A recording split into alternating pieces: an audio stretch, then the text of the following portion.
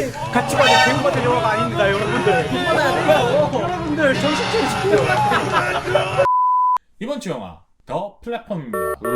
7성급 호텔의 요리가 나오는 수직 깜빵 스릴러. 깜빵 스릴러. 뭐 어떻게들 보셨어요? 표정이 많이 안 좋으신데. 아주 신나셨네. 주도적이시네요.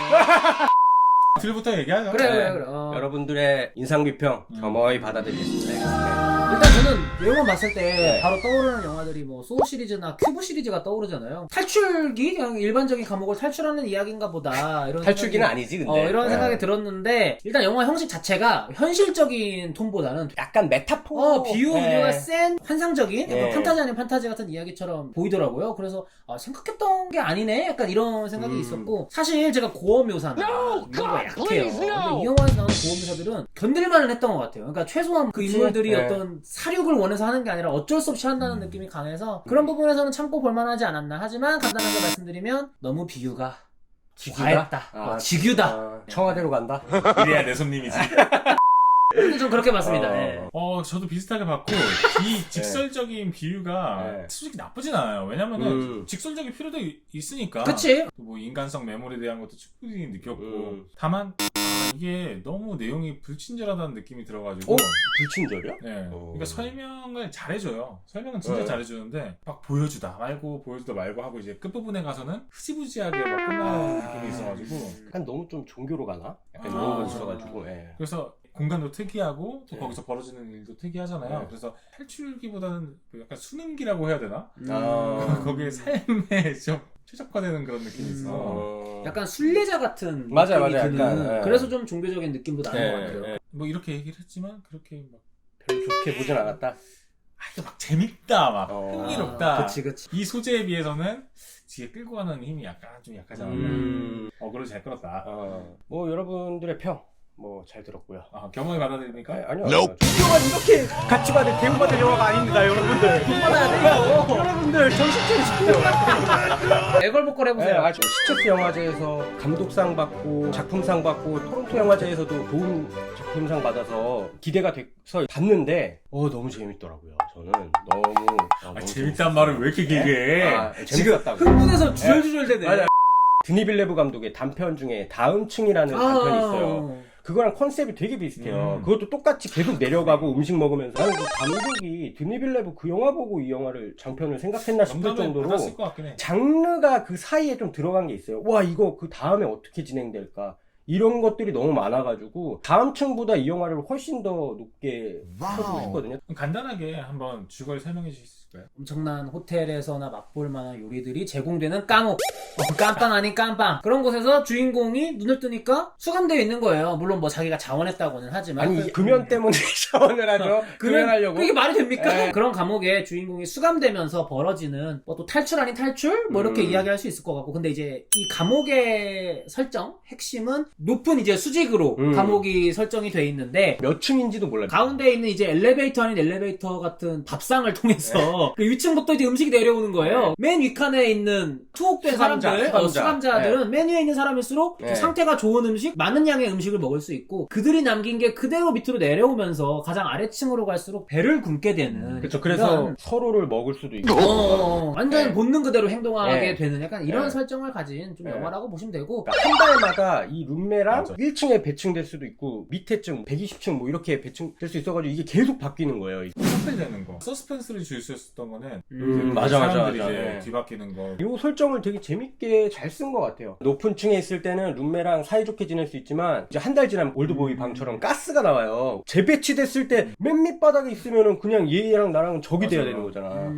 그래가지고 롤 할 때 그 배치고사 하면 그러니까 굉장히 특이하고 복잡한 설정의 공간을 이렇게 만들어 놨음에도 불구하고 또 영화 초반에 그거를 굉장히 콤팩트하게 잘 보여준다는 점과 거의 뭐 한 10분, 20분 단위로 지루할 틈 없게 뭐 여러 가지 전개를 던져주는 것은 굉장히 좋다고 보여요. 좀 전체적으로 이 감옥의 구조가 네. 어떤 걸 이야기하고 있는지 그게 좀 뭐 그거에 사실 대해서. 지금 자본주의에서 그런 계급 나눠지는 그냥 트라이앵글 그러니까 이게 뭐 경제적인 구조일 수도 네. 있고 정치적인 권력적 구조일 수도 있는데 어쨌든 레벨, 수직적이다 사람 보니까 간의 레벨을 이렇게 나눈 거죠 어떻게 보면. 근데 저는 이제 좀 궁금했던 게 상벌점 시스템이라면 그래서 내가 이번 달에 잘하면 올라갈 수도 있고 못하면 내려갈 수도 있다 이런 거라면 종교적인 구성을 띠니까 영화가 아, 불교의 약간 윤회 같은 느낌일 수도 있겠다라는 생각이 들었어요. 근데 정말 랜덤이다. 그래서 내가 아무리 행동을 잘해도 내려갈 수도 있다. 그러니까 이런 거라면 그치, 그런 거죠. 정확히 어떤 걸까에 대해서 제가 다시 한번 생각을 해보게 되니까 윤회는 아니잖아요 일단. 불교의 윤회로는 잘 살면 다음 생에 또 인간이나 좋은 존재로 그치, 그건 태어날 수 있다 아니지. 약간 이런 네. 건데 인간 사회에서 발생할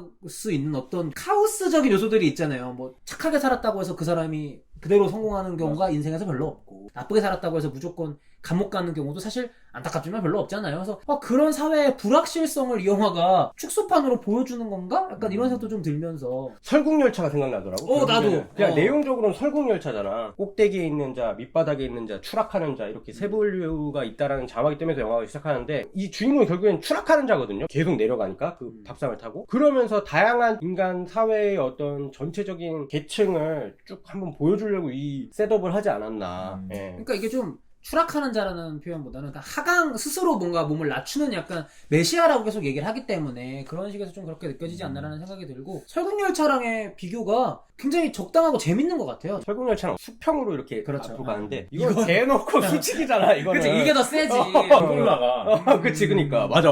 밧줄도 못 올라가. 끊어버리고. 예. 아 그래서 저는 처음에 대사부터가 나오잖아. 맞아. 자네 빨갱인가 이래가지고 막 그거 보고 공산당이야. 애비를 죽인 공산당이야! 나 그거 보고 되게 이 감독이 그래도 뭐랄까 화끈한 감독이다. 어느 나라나 똑같은 것 같아요. 자기 디스도 받아들이고 자기도 이거야 하고 이렇게 딱 하는 열려있는 인물이어가지고 저는 사실 그런 사람들은 싫거든요. 보수 중에서도 너무 막 자기 막 말만 하는 보수도 별로 극우. 안 좋아하고 극좌도 별로 안 좋아해요. 그러니까 설국열차는 결국 꼬리칸에서 엔진칸으로 돌격하는 혁명의 네. 서사를 가진 작품이었잖아요. 근데 이 영화는 반대로 머리칸 쪽에서 시작해서 네. 꼬리칸 낮은 곳으로 임하는 약간 이런 메시아적인 인물의 여정을 다루고 있다는 측면에서 좀 더 흥미롭지 않나라는 생각이 들고 설국열차는 마지막에 결국 주인공들이 하는 결정이 우리가 여기 머리칸에서 호의호식하며 군림하지 말고 그냥 이 세상 자체를 파괴해버리자. 그러니까 되게 어떻게 보면은 극단적이면서도 강렬한 결말이었잖아요. 근데 이 영화는 어떻게 보면 시스템을 인정하되 그러니까 그거를 좋다는 게 아니라 어쩔 수 없는 현실적인 부분을 인정하되 우리가 최선으로 남겨야 될 것은 무엇인가에 대한 마지막에 어떤 희망을 전달한다는 점에서 저는 오히려 이 영화를 보면서 가장 크게 느낀 거는 자본주의에 대한 지독한 환멸?